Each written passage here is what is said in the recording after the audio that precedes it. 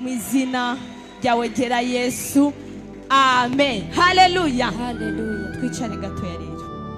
Umve gutuza. Umva utuje. Usikie kutulia. Unasikia kutulia? Umuntu yumva adatuje nagire gutya. Mwenye anasikia kwamba hatulia fanya. Tuza mu izina rya Yesu. Tulia kwa jina la Yesu. Haleluya. Haleluya. N'undi yumva adatuje natuze mu izina rya Yesu. Mwingine anasikia kama hatulia, atulie kwa jina la Yesu. Haleluya. Haleluya. Amashimesha barimvye bagiye kwicara. Makofi mengi waimbaji wakaenda kuketi. Ubundi barampevye. Haleluya. Barambwiye ngo niwigumane. Wanaambia tu. Haleluya. Amen. Haleluya. Muze ni jambo rivuga ngo Naleta neno linasema guma mu kibanza baki nafasi wabonaniyemwo n'Imana ambayo umekutana na eko na Mungu. Haleluya. Amen. Haleluya. Amen. Urashobora kuvuga ati jewe nta mana turabonana. Haleluya. Ukasema mimi sijamwona Mungu. Basi nje kukubwira ngo guma mu kibanza Lakini nakuja kukwambia baki nafasi wumviyemwo ijwi ry'Imana ambayo umesikilia iko sauti ya Mungu. Haleluya. Urashobora kuba utumvise ijwi ry'Imana. Unaweza kuwa kusikia sauti ya Mungu. Basi reka ndakubwire Lakini acha nikwambie. guma mu kibanza Baki nafasi wakiriyemwo ambayo umepokelea. Haleluya. Urashobora kuba basi utakize Unaweza kuwa haukupona. ariko reka ndakubwire Lakini acha nikwambie. guma mu kibanza Baki nafasi wumvisemwo kurema mu mutima ambayo umesikia kufarijika ndani ya moyo. Haleluya. Amen. Haleluya. Amen. Ni sawa Ni sawa. Mwivyo vyose navuze mwitoye. Ndani yote nimesema Haleluya. umejipata. Haleluya. Amen. Ndiko ndavuga ikibanza Niko nasema nafasi. nariko ndakubwira wowe wicaye kuri iyo ntebe. Nilikuwa nasema wewe unaketi kwenye hiyo kiti. Haleluya. Amen. Haleluya. Amen. Guma kuri iyo ntebe. Baki kwa hiyo kiti. Yigumeko. Baki. Hari impamvu Imana yakuzanye. Kuna sababu Mungu amekuleta. Hari impamvu Imana yagushikanyaho. Kuna sababu Mungu amekufikisha hapo. Haleluya. Amen. Hari impamvu Imana yakurenganishije hariya hose. Urarengana iriya miryango, urarengana muri Pentecote, urarengana hariya hose ntavuze. Kuna sababu Mungu ametuma umepita kule ukapita na kule kote. Haleluya. Amen. Hama wisanga kuri iyo ntebe. Alafu kakijikuta kwenye hicho kiti. Haleluya. Amen. Nanje kukubwira rero hagume. Nilikuwa nakwambia sasa upabaki. Sindakubwiye ngo uyigume kuno munsi ngo uyirare ko ngo aho nyene uya ibintu vyoca biva. Sikukwambia uibaki eko leo uilale eko vitu vitaribika. Haleluya. Amen. Na nije kukubwira ico kibanza Imana yaguhaye. Nakuja kukwambia hiyo nafasi Mungu amekupa. Ico kibanza Imana yaguhaye muri Sabaoth Church. Hiyo nafasi Mungu amekupatia ndani ya Sabaoth Church. Haleluya. Amen. Ni vy'agaciro. Ni ya samani. Aho Imana iravye muri Sabaoth Church icibona wewe. Mali Mungu anatizama Sabaoth Church anakuona wewe. Haleluya. Amen. Haleluya. Amen. N'imigabo n'imigambi yose y'Imana Na mipango ya Mungu yote iba iri kwirategurira Sabaoth. anakuwa anaandalia Sabaoth. Haleluya. Itegura ikabitanga ku nyungu za wewe uri muri ico kibanza. Mungu anakuwa iko naandaa na anapana kwa faida yako wewe unaiketi mahali hapo. Haleluya. Amen. N'inyigisho zose zicanga. Na mafundisho yote yanapita mahali hapo. Ivyo Imana irungikana umuvyeyi. Chenye Mungu anatuma mzazi. Ibimurungikana ku nyungu za wewe uri muri kino kibanza. Mungu anamtuma kwa faida yako wewe uko mahali hapo. Haleluya. Amen. Nanje kukubwira ngo rero Satani ntaguhende gumufashe. Mekuja kukwambia shetani asikudanganye. Haleluya. Amen. Ugumye kugumya. Ubaki yeko ushike. Haleluya. Amen. Umaze kugumya ukishikilia ucumenya kuri mu muryango. Utafuna jua kwamba uko ndani ya familia. Haleluya. Amen. Umaze kumenya kuri mu muryango ukishajua kwamba uko ndani ya familia ucubaho nk'umwana wo mu muryango. Unafuna jua kwamba uko mtoto wa familia. Haleluya. Ucubaho nk'umwana wo mu muryango. Unafuna ishi kama mtoto wa familia. Haleluya. Dadi arakunda kubivuga. Dada anapenda kusema akavuga ku bantu bamutelefona ngo urumva ngo nsangino ngo canke ngo sishobora kuza hiyo ngo ni mu kinama ngo ni kure canke akavuga ngo ubusigaye atamwanya mfise ukamenga ibintu uko ravuga ariko ari kwegerako. Haleluya. Watu wanampigia simu wanamwambia siwezi nikakuja huko ni mbali na hivi na hivi. Unakutana huko wanamjikogotea yeye. Haleluya. Ukamenga ariko aravuga kubw'inyungu ziwe. Utazani ko nasema kwa faida yake. Ariko nagira ndakubwira ni nyungu yawe. Lakini nitaka kuambia kwamba ni faida yako. Haleluya. Amen. Ni nyungu yiwawe. Ni faida yako. Ubundi Imana amashimeshe ku Mana. Makofi mengi kwa Mungu. Imana n'ubumana bwayo, Mungu na umungu wake, irabona ko twebwe abana twatakaye. anaona kwamba sisi watoto tumepotea. Ibaze, Ujiwaze, igaca isubira inyuma, anafika narudi Mungu, ikabwira umuvugishwa anaambia nabii, ngo genda ubabwire wende waambie bahagume. wabaki. Ariko Lakini ubundi Imana niyo yogaruka kukubwira ngo hagume, Mungu akirudi na kwa Mungu asingerudi akakwambia pabaki. canke ni wewe ubuzi ico wahaboneye n'ico wahamenyeye n'ico wahacikiye utegerezwa gufata ati aha ndahaguma. Ama ni wewe ndio unapaswa kujua ni kipi nimepata na ninapaswa kupabaki. Haleluya, Amen. haleluya. Amen. Urashobora kuvuga ati Kolombe ukurasama, ivyo bintu urabizi ivyo uriko uravuga. Unaweza ukasema Kolombe umesara, unajua ni nini uko naongea. Haleluya, haleluya. Amen. Iyi ni familia. Hii ni familia. Haleluya. Turavuka mu miryango twese, sivyo? Tunazaliwa ndani ya mafamilia sote. Sivyo? Sivyo? Si kweli? None uwo muvukana agushavuje uchuvi wanyu, Mwenye mnazaliwa naye pamoja kikusirikisha unafuna ondoka kwenu. haleluya, Amen. haleluya. Amen. Gira mvuga kandi kana, Nataka haleluya. kusema kangine kaneno. None Sasa iyo uvutse mu muryango, ukizaliwa ndani ya familia, si wowe wirungika, si wewe unajituma, usanga barakuvyaye, unajikuta tu umezaliwa. sivyo? N'akarorero, Hiyo ni mfano. mvuze ibintu bibaho, apana kuri twebwe bibaho. Nasema vitu ambavyo vinakuwa. None nk'umwana Kama mtoto yavutse amezaliwa, acavuka asanga anazaliwa na kuta, avukiye mu muryango, anazaliwa ndani ya familia, havutsemo umwana agendana ubumuga, anakutana pako mtoto mwenye amezaliwa na ulema, aca ahindura umuryango, atafika anabadili familia, aramenya ati uwo tuvukana anafika anajua mwenye tunazaliwa pamoja, agendana buno bumuga anatembea na uyu na ulemavu. huyu ulemavu. Reka rero Acha sasa tubane gutya, acha tuishi hivi, kubera ko turavukana na handi ndi buje. kwa sababu tunazaliwa pamoja, hakuna nafasi nyingine ya kwenda. Urazi ndababwira iki, Unajua niwaambie kitu, umuntu agira amahitamo mtu anakuwa na kuchagua yo kwigumura, ya kujigumua, kuko abafise icambere, abafise yagiye kuja, anakuwa na kwenye anaenda. ica kabiri Cha pili, iyo abagiye kuja ntahazi. na kwenye anakuwa anaenda hapajui. Haleluya, haleluya. Amen. None nkatwe twashitse, Kama sisi ambao tumefika none umushitsi ashitse acajaye. sasa, mgeni akifika atafika naenda wapi? Haleluya, Amen. haleluya. Amen. Gira mugenzi wawe ati iyo yari inkebutso, Hiyo ilikuwa tu ni ushauri, kandi ukebuke mu izina rya Yesu. tena ushauriwe kwa jina la Yesu. Haleluya, Amen. haleluya. Amen. Turasoma mu gitabo ca Rusi, Tunasoma ndani ya kitabu cha Lusi, igitabo ca Rusi igice ca mbere umurongo wa mbere gushika ku murongo wa 5. Igitabo ca Rusi igice ca mbere kuva ku murongo wa mbere gushika ku murongo wa 5. Haleluya, haleluya. haleluya. Amashimeshe ku Mana.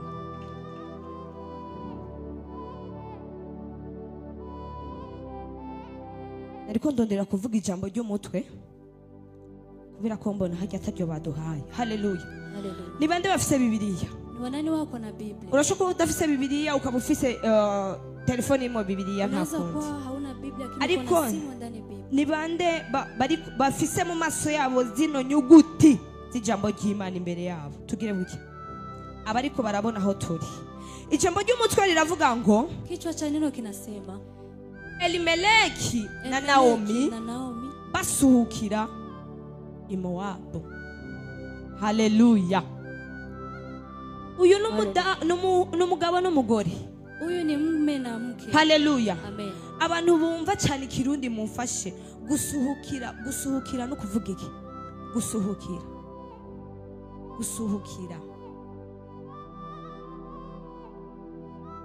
no kujabukira. Haleluya. Gusuhukira, kujabukira, gusohokera, nko guhungira, ibintu nk'ibyo. Haleluya. No kuvuga ngo Elimeleki na Naomi bahungira i Mowabu, wakakimbilia Moabu. Haleluya. Amen. Haleluya. I Mowabu ni hehe rero? Moabu ni wapi? Haleluya. baduhe igitabo cy'Itanguriro 19 umurongo wa 17. Mwanzo 19 mstari wa 17. Umurongo wa 37. Itanguriro 19 37. Itanguriro 19 Mwanzo 19 37. mstari wa 37. Ndashaka munkurikirane gutya buke. Nitaka mnifuatilie pole pole. Haravuga ngo umukuru abyara umuhungu amwita Mowabu. Uyo niwe yandurutse ko abanyamowabu na bugingo n'ubu. Haleluya. Aha naho baratubwiye yuko Naomi n'umuryango we bose bahungiye Mowabu.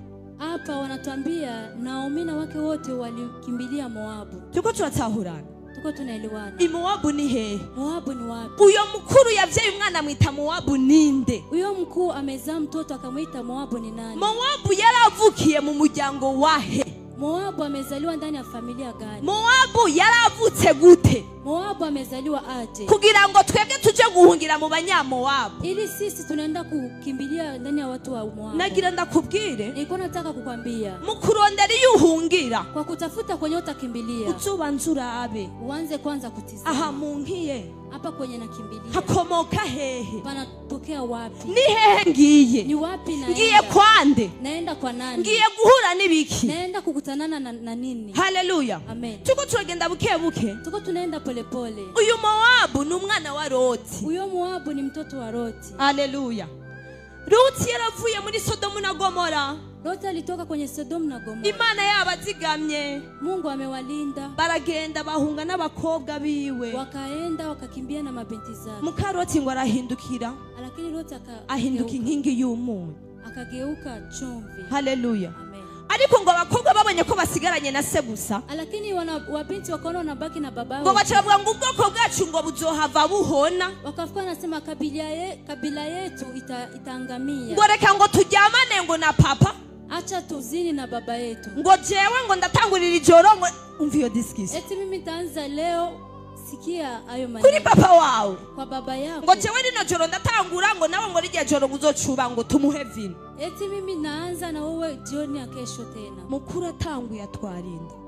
Wa kwanza kabeba mimba. Avyara umuhungu amwita Mowabu. Akazaa mtoto mwanaume akamwita Moabu. Uyo ni umwana yavutse mu kizira. Huyo ni mtoto mwenye alizaliwa ndani ya laana. Ngo kuva ico gihe kuanzia hiyo siku hacha havamwe ihanga yitwa abanyamowabu. Bakatoka ndani taifa linaitwa Moabu. Ikibabaje rero chenye kinaumiza sasa. Buno bwoko bw'Imana. Kwa hii taifa ya Mungu burananirwa.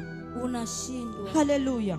Nituza kwasoma yose murasoma igitabo ca Rusi igice ca mbere. Tasoma ndani ya kitabu cha Rusi. Haravuga ngo umuryango wari mu Bayuda. Familia yenyewe ilikuwa ndani ya Wayuda. Bari mu bwoko bw'Imana. Walikuwa ndani ya taifa la Mungu. Bafise amasezerano akwiye. Walikuwa na ahadi za kutosha. Imana ibavugisha. Mungu anaongelesha. Ati nzobaha. Ati nitawapa. Nzobikora. Nitafanya. Ndababona. Nawaona. Reka gutinya. Musiogope. Ndi kumwe namwe. Niko pamoja nanyi. Nzojana namwe. Nitaenda nanyi. Imana yarababwiye mu majambo yose. Mungu aliwaambia hayo maneno yote. Mu Bayuda hatera inzara.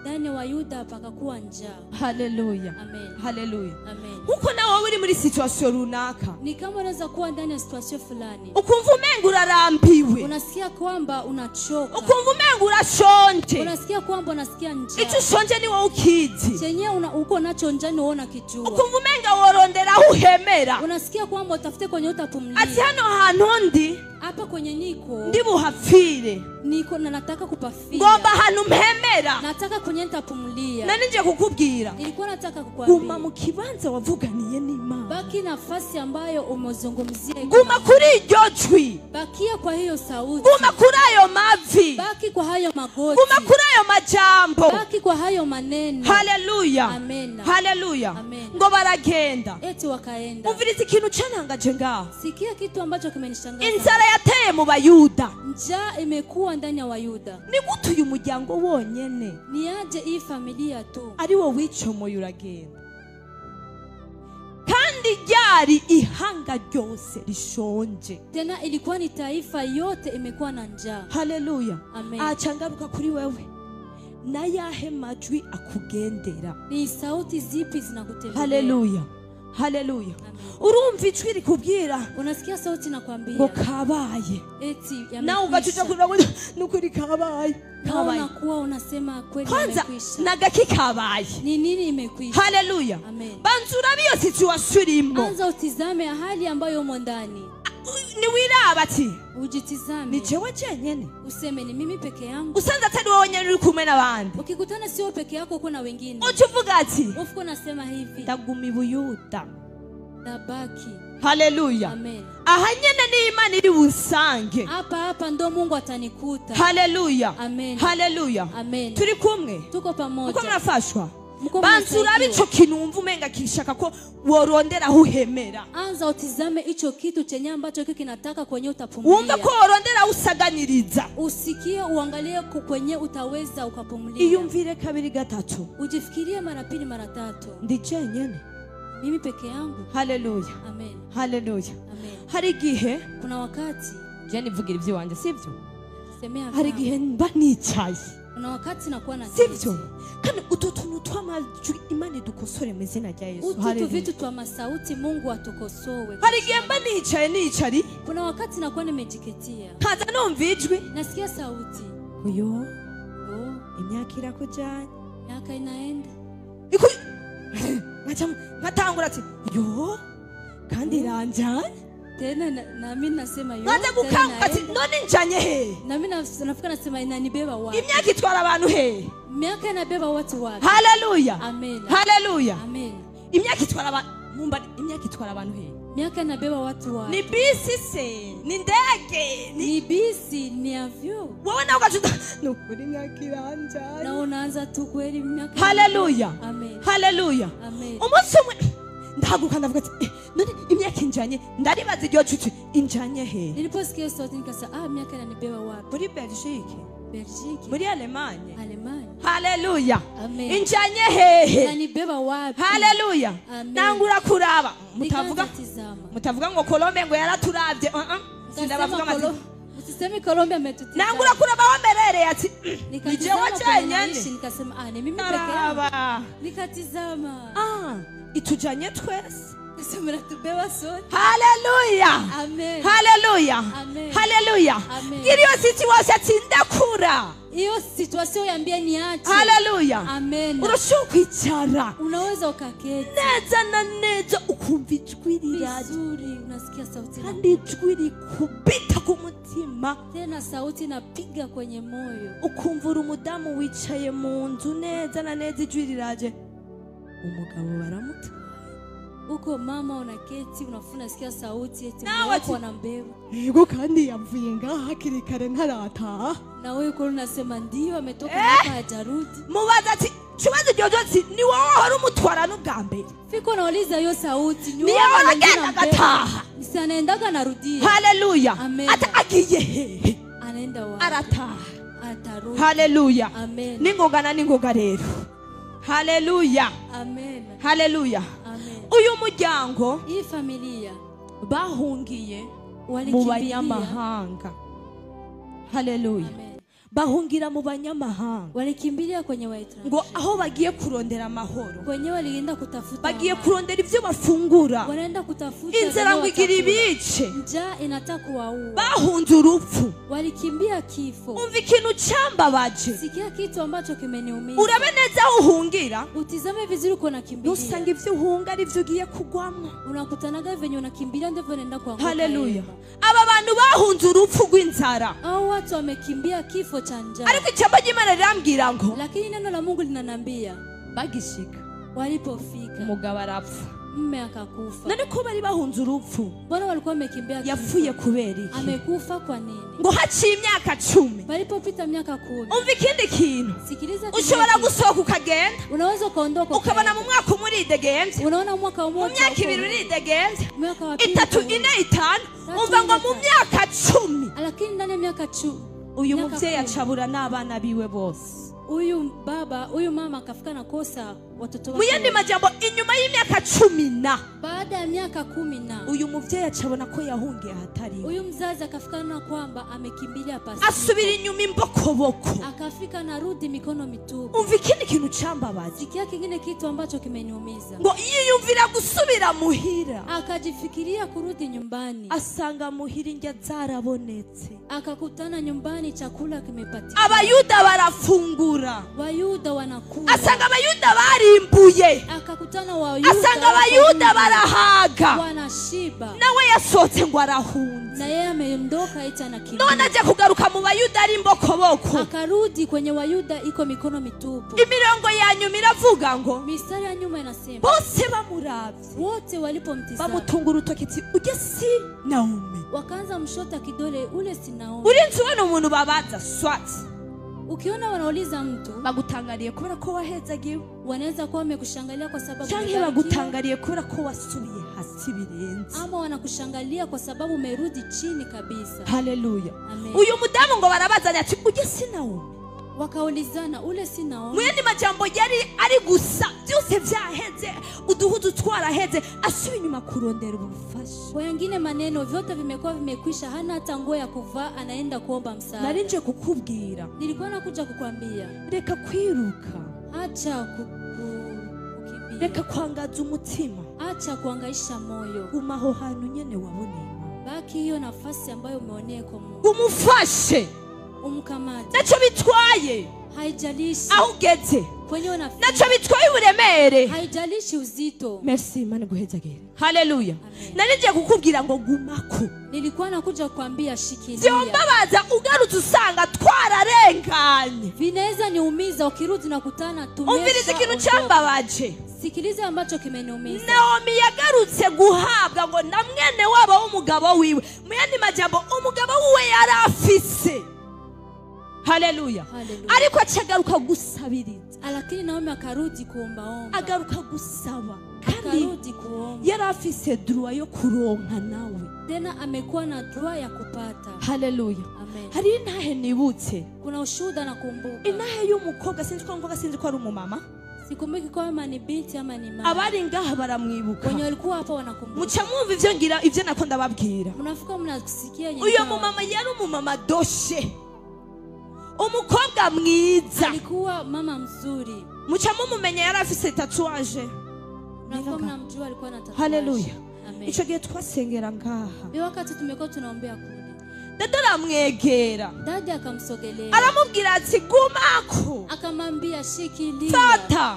Chukua. Ukarekura n'Imana irakurekura. Ukiacha na Mungu atakuacha. Haleluya. Amen. Sinzi vyabaye. Sijui ambayo ametokea. Aragenda. Akaenda. Umunsi yagarutse. Siku amerudi. Twese twaricaye ngaha turabira hariya. Sisi sote tumekuwa tumeketi hapa tunatazama. Nuriya. Ni ule. Chake ni mtoya wiwe. Ama ni ule mwingine. Haleluya. Amen. Abari ngaha mwana mubonye. Nivyo narice kubabwira. Nilikuwa nakuja kuambia. Ntuze kurondera Imana wakomeretse. Usikuji kumtafuta Mungu umeumia. Emera ugume wikora ivyo nyene. Kubali uendelee kujitwika hayo hayo. Ico nyene nico gise kigira kigushikane mu ivyo ugomba. Hiyo ndo contraction nataka kufikisha kwenye unahitaji. Reka kwiyongerereza urugendo. Acha kujiongezea safari. Reka gutebesha Imana. Acha kumkawiza Mungu. Narinje kukubwira. Nilikuwa nakuja kukwambia. Guma mu kibanza. Baki nafasi avugiyemwo n'Imana ambayo umeongelea yemo na Mungu. Imana ibahezagire cyane. Mungu awabariki sana.